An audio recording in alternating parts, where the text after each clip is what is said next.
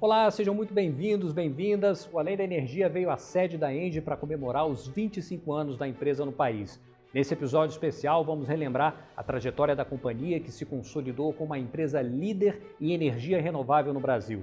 Com forte presença nos segmentos de geração, transmissão e comercialização de energia elétrica, a companhia vem se posicionando na vanguarda do processo de abertura e transformação do mercado brasileiro de gás natural através da TAG, e hoje oferece soluções capazes de tornar a nossa indústria mais eficiente e nossas cidades mais inteligentes.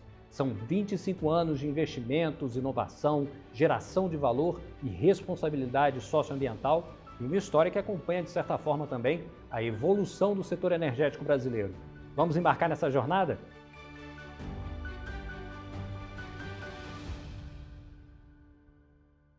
Quando deu os primeiros passos no Brasil, a ENGIE ainda não tinha esse nome. Era a Tractebel, empresa belga que abriu seu primeiro escritório no Rio de Janeiro em 1996, atraída pelas oportunidades de investimento do setor que então se abria para o capital privado.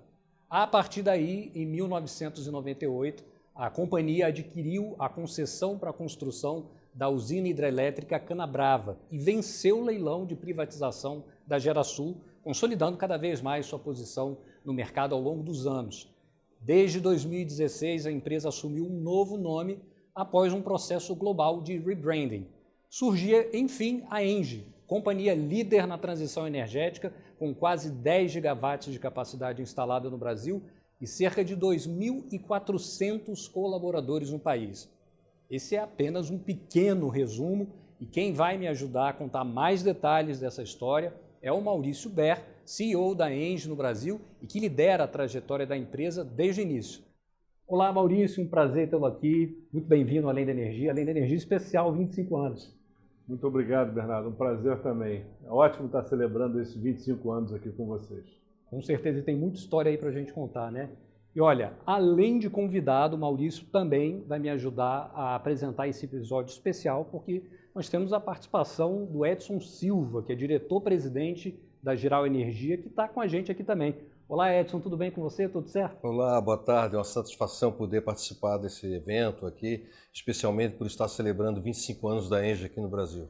Maravilha. E olha só, lá de Florianópolis a gente vai conversar também com o Eduardo Sattamini, que é diretor-presidente da ENGIE Brasil Energia. Olá, Sattamini, tudo certo contigo? Me ouve bem? Olá, Bernardo, escuto muito bem. Oi, Maurício, Edson, um prazer estar com vocês aqui hoje. E vamos falar sobre 25 anos de ENGIE no Brasil. Maravilha, é uma história importante, né, no setor de energia do Brasil e a gente precisa celebrar mesmo.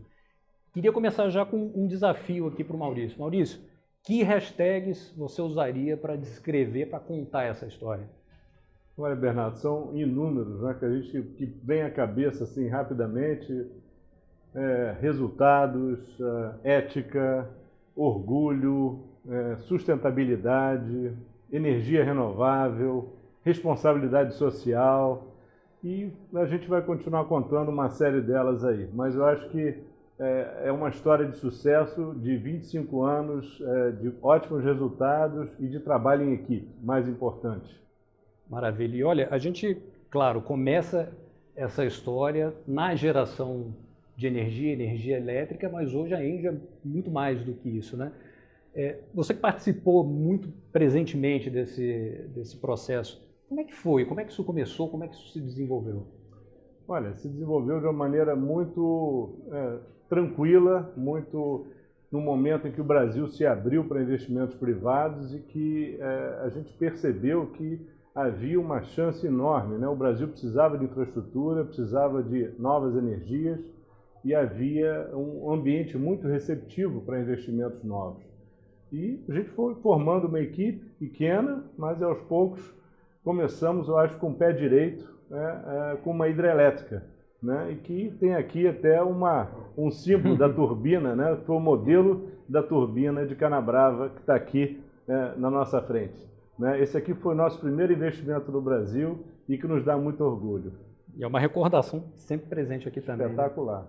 Falando ainda em geração, aí já queria perguntar aqui para o Edson, houve uma ampliação aí do portfólio da ENGIE ao longo desses anos, e o que representou a chegada da usina hidrelétrica Geral?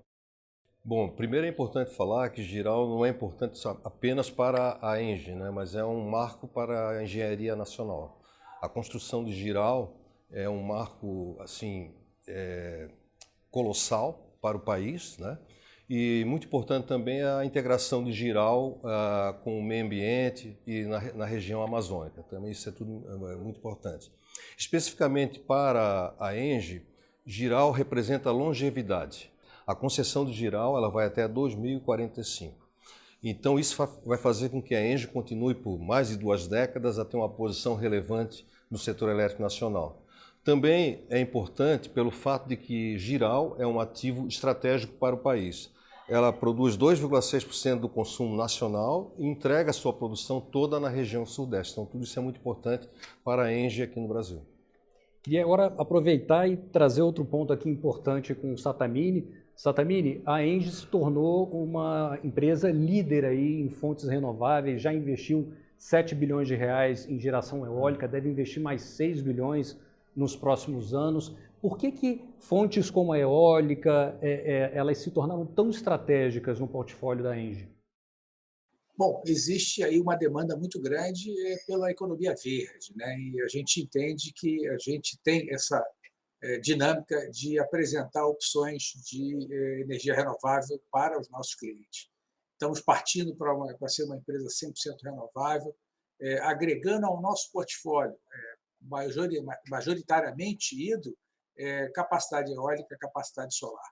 Nossos investimentos principais têm sido, sim, como você mencionou, novas eólicas, novas solares, e temos não só 6 milhões, nós estamos com um projeto agora, juntando a Subsol, mais de 10 bilhões de investimentos aí nos próximos anos.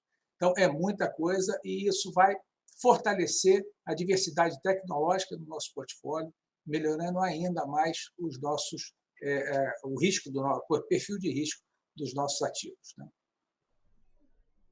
Tá certo. E aproveitando que a gente ainda está falando aqui dessa matriz energética, elétrica, queria perguntar para o Edson, 65% da nossa matriz é de fonte hidráulica. Você acha que esse percentual pode aumentar nos próximos anos ou o caminho é mesmo, são as outras fontes? Deve haver um aumento dessas outras fontes?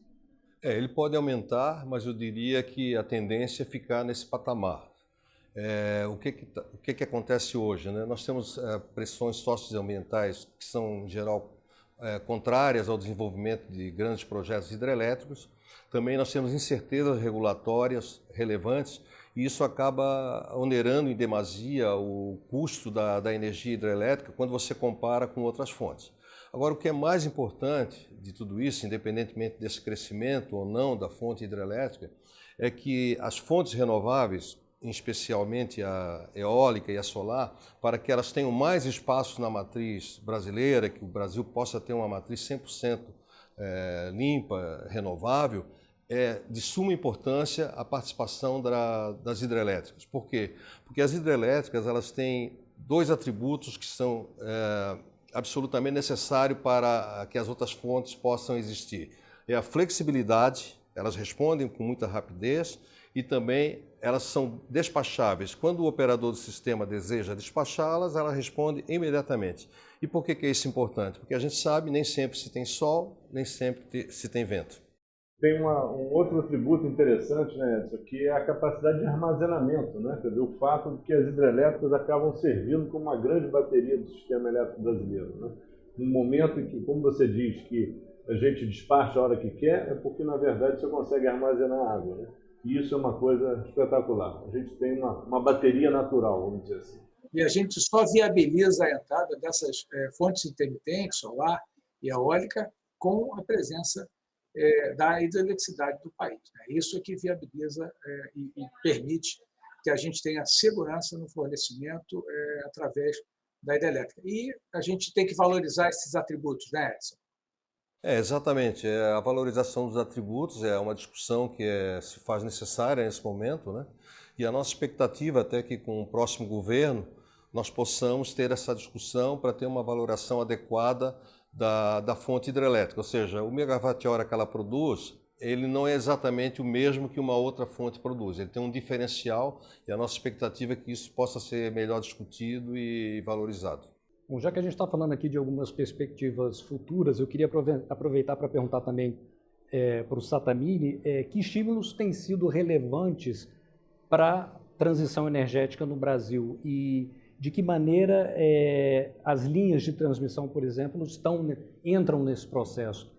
De forma geral, que estímulos vocês percebem nesse processo? Vamos lá.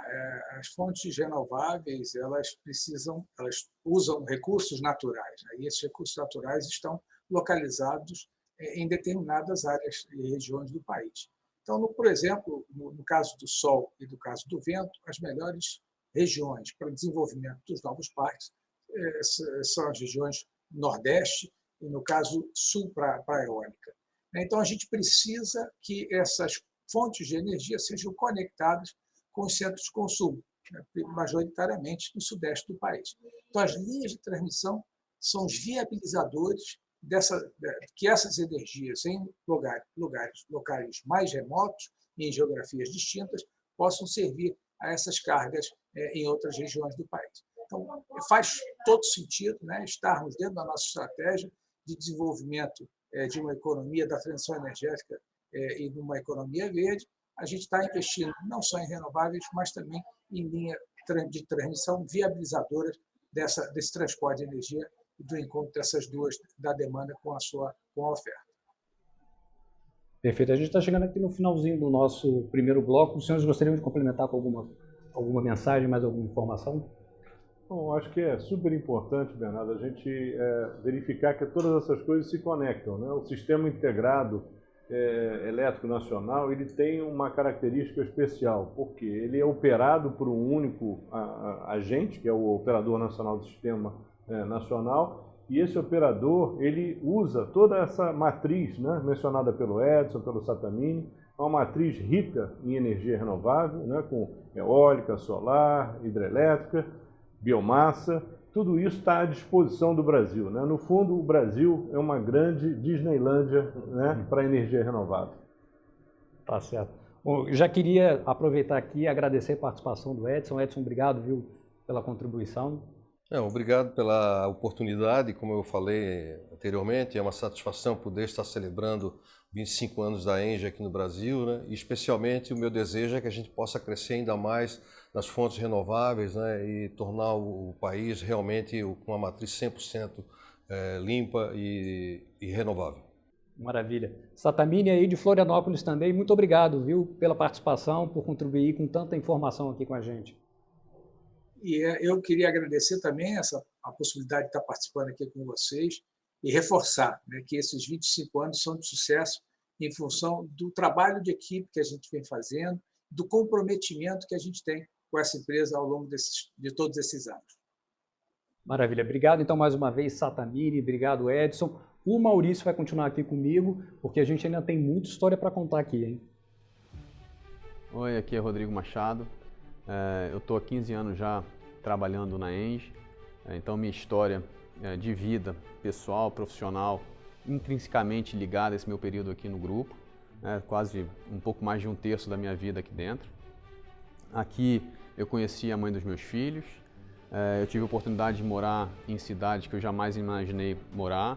Eu morei em Londres, Paris, e fui CFO na China. Realizei meu objetivo profissional quando me graduei de me tornar CFO. Trabalho com pessoas que eu admiro, que são inspiração, tanto no ambiente profissional quanto na questão pessoal, amigos que a ENGIE me deu para o resto da minha vida. E espero que esse pessoal novo, essa garotada nova que está entrando, junto com os seniors que estão aqui, que façam a ENGIE ter mais 25 anos de sucesso, que eu quero me aposentar aqui dentro. Olá, eu sou Estefânia Moreira e atuo na usina hidrelétrica Canabrava, o primeiro empreendimento da ENGIE no Brasil. Trabalho na empresa desde 2007 e considero que a ENGIE contribuiu significativamente para o meu desenvolvimento pessoal e profissional. Eu tenho muito orgulho e satisfação em colaborar com a geração de energia renovável para o Brasil, o desenvolvimento das comunidades vizinhas às usinas e contribuir com a transição para o mundo neutro em carbono. Parabéns, Engie, pelos 25 anos no Brasil. Meu nome é Adson Rodrigues, eu sou chefe de turno na Geral Energia. Tenho uma história com a empresa de 10 anos. É difícil para mim pontuar um momento especial apenas. Eu tive a oportunidade de ver o primeiro concreto da usina, que foi o fundo do vertedouro, né? Hoje a gente tem uma usina grande, complexa, funcionando, gerando energia. Então, com certeza, esse é o momento mais especial para mim. Ao longo dos anos, a Engie Brasil ampliou o portfólio com soluções de eficiência energética para a indústria, para as cidades. Em resumo, a gente está falando de um conjunto de tecnologias baseadas em fontes limpas que estão gerando impacto positivo nas nossas vidas. Na diversificação dos investimentos, a companhia também chegou ao segmento do gás natural e é a principal acionista da transportadora associada de gás, a TAG, que detém a mais extensa malha de transporte de gás natural do país. Para falar sobre estas novas frentes de atuação da Engie, eu e o Maurício recebemos agora o Jacques-Olivier Klotz, diretor-presidente da Engie Soluções, e o Gustavo Labanca, que é diretor-presidente da TAG. Jacques-Olivier, seja bem-vindo aqui ao Além da Energia, é um prazer tê-lo aqui. Sim, boa tarde, é um prazer para mim estar com vocês. Bacana. Também quero agradecer a participação aqui do Gustavo. Gustavo, seja bem-vindo. Muito obrigado, Bernardo. Muito bom estar aqui podendo falar um pouco dos 25 anos da história da Engie no Brasil. Maravilha. Já queria começar aqui, Maurício, se você me permitir, já fazendo uma pergunta para o Jacques-Olivier. A Engie começou como uma empresa de geração, transmissão, comercialização de energia, mas hoje a gente sabe que ela vai muito além disso, né? E ela oferece soluções para a indústria. Como é que foi esse processo de ampliação desse portfólio? Então, como você falou, a Engie vai além da geração de energia, porque achamos que para cliente é importante poder oferecer uma solução para zerar suas emissões de CO2 de maneira geral e não só parar na entrega de uma energia renovável ou limpa. Então, sempre, através de soluções, vamos entender o processo do cliente, como que o cliente vai consumir essa energia, para oferecer soluções de eficiência energética, para adaptar seu processo industrial, porque tem muitos clientes que queimam ainda combustíveis fósseis dentro do processo deles, ou também trabalhar na mobilidade elétrica. Então, todo o processo para cliente vai ser sempre de conversar com ele, para entender suas dores, entender também suas metas ambientais, para depois trabalhar numa solução que faça sentido para ele, e vamos investir 100% em Engie ao lado do cliente, dentro de contrato de longo prazo, como uma economia garantida, como umas emissões também, uma redução das emissões garantida. E para dar alguns exemplos aqui, podemos falar, por exemplo, da iluminação pública, onde vamos substituir luminárias por uma tecnologia LED e, desse jeito, conseguir uma economia de energia de 50%, o que vai diminuir a fatura para o cidadão no final da conta, mas também oferecer uma solução bem mais moderna de iluminação.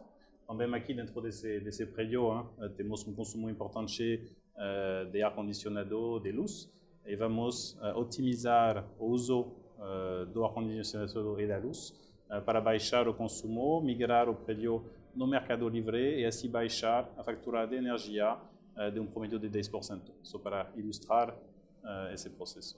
Agora, para oferecer essas soluções integradas para os clientes, é preciso conhecê-los muito bem, né? Qual que é a importância desse posicionamento estratégico, Maurício? Olha, é super importante, né? E como o Jacques explicou, a gente tem que conhecer a intimidade do cliente, a gente precisa ter uma relação de confiança, né? E com a abertura do mercado, o que a gente experimentou ao longo desses últimos 25 anos é exatamente isso, né? Nós tínhamos, há 25 anos, 4 clientes que compravam energia da nossa geradora, né?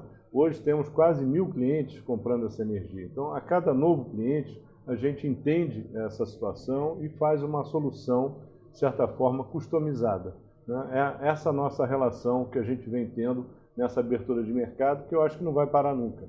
É uma relação de continuidade, de busca de confiança e de abertura.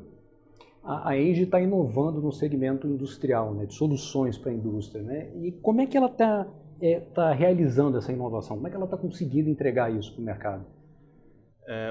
A inovação justamente é a DNA de soluções, porque sempre vamos ter que entender o consumo do cliente, entender como vai consumir a energia, entender suas dores, mas também entender, como o Maurício falou, a regulamentação do mercado elétrico, que mudou bastante e que agora vai abrir ainda mais no futuro. Entender tudo o que o mercado permite, como, por exemplo, a geração distribuída, a geração no local do cliente, estamos falando também de resposta à demanda, etc.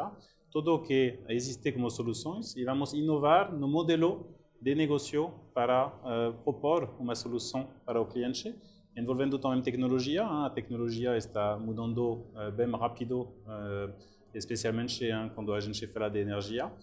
E vamos oferecer um pacote completo, e o que de verdade faz que adoramos esse negócio, porque sempre temos que achar uma solução, entender e propor algo para um cliente e que vai nos movimentar no nosso dia a dia. Tá certo. Agora, mudar um pouquinho aqui de assunto. Gustavo, você participou de todo esse processo de compra da TAG pela ENGIE.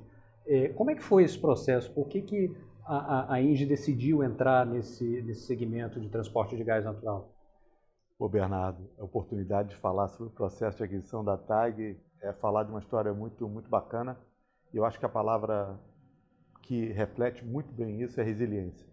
Um processo de quase 2 anos, que culminou com a aprovação pelo Supremo Tribunal Federal, e todos nós assistindo aqui a decisão dos juízes Supremo pela TV, sem entender direito o voto que eles estavam dando, mas deu tudo certo no final.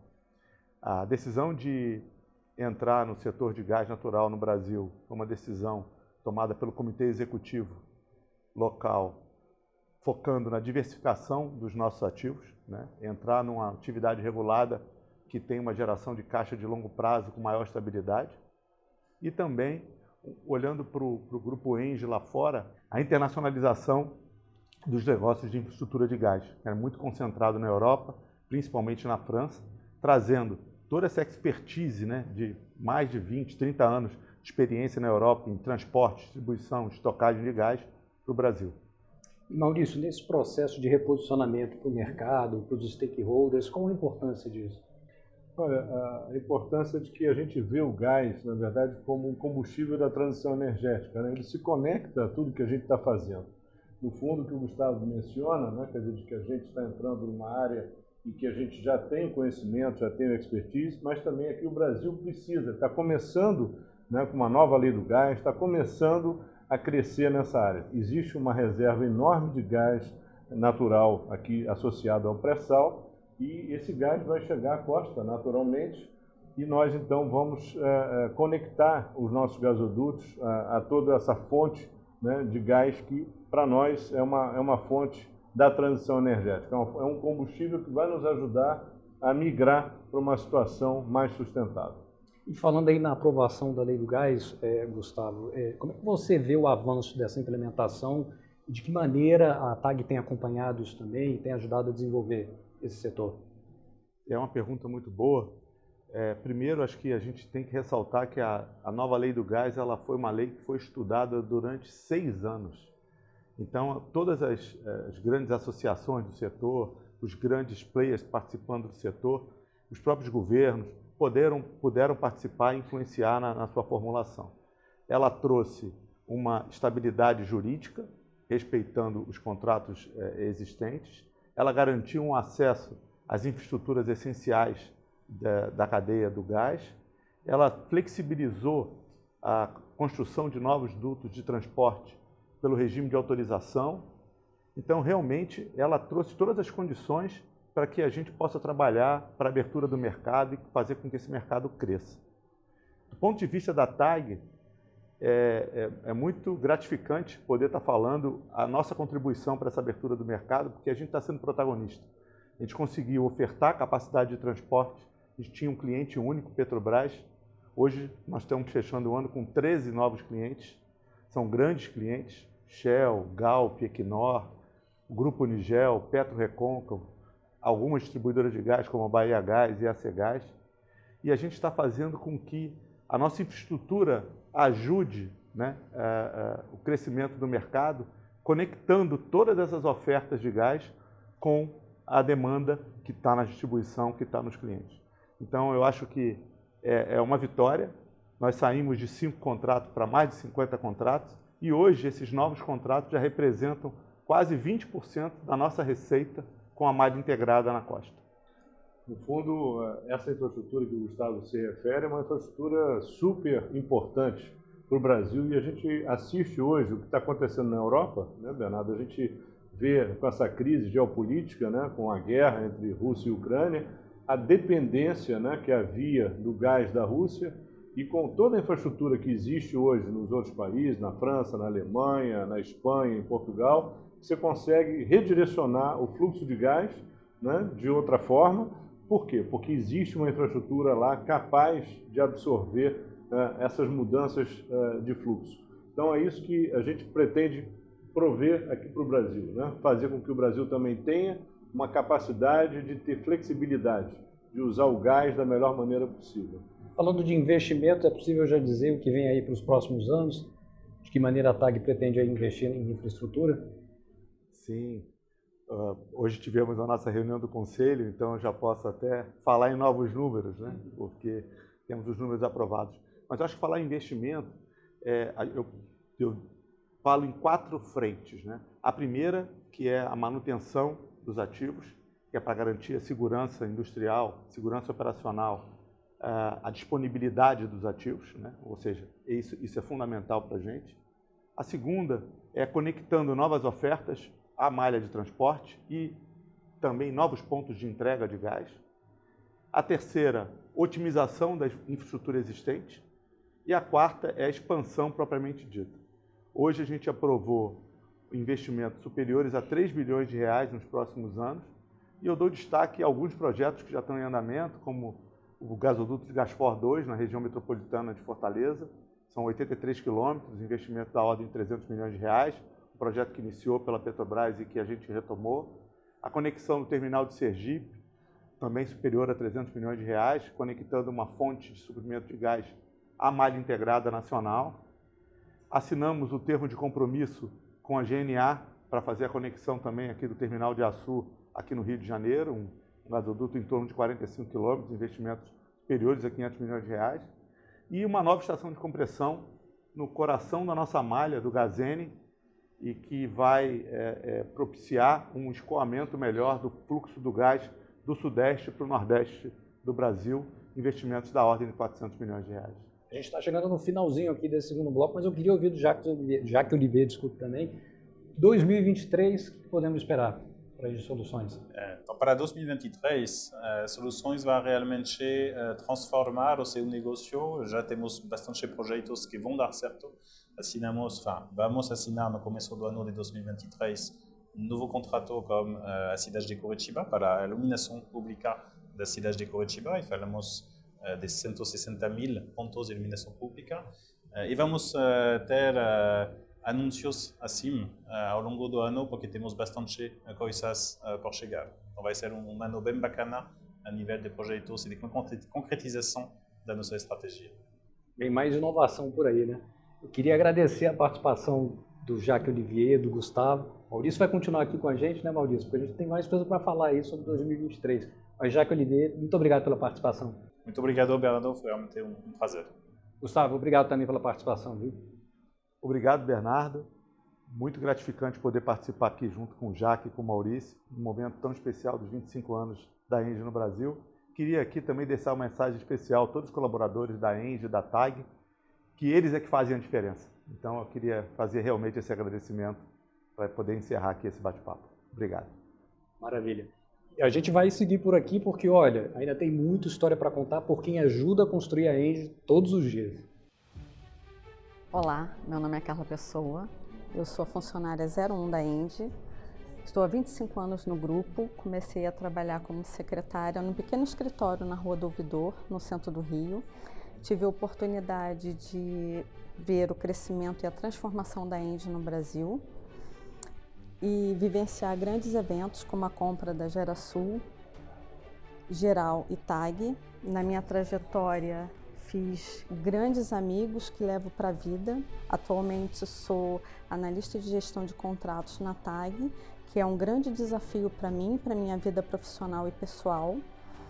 Tenho grande orgulho de fazer parte do Grupo ENGIE e espero continuar contribuindo para o crescimento da empresa no Brasil. Oi pessoal, meu nome é Raquel Romano, tenho 23 anos e faço parte da ENGIE Soluções. O meu maior marco aqui dentro foi quando eu recebi meu primeiro sim.